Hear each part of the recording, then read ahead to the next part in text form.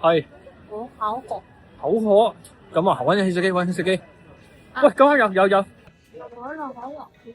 喂，咁啊，可樂啊，可樂。哇，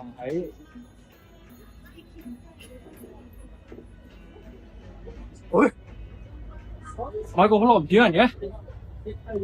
喂，人呢？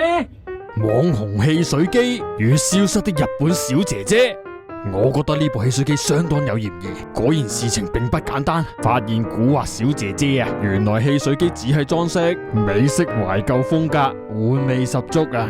主打漢堡包，啲飲品好浮誇咁。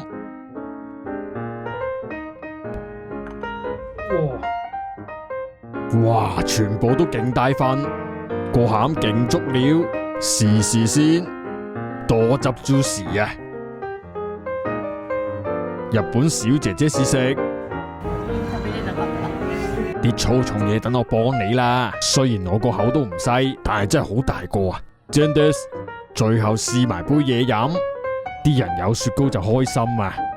胡米叫咗個薄荷朱古力奶昔，好薄荷啊！我自己就幾中意，一個人大概3000円左右。呢度非常適合打卡影相。就嗰度都係你，下次再見。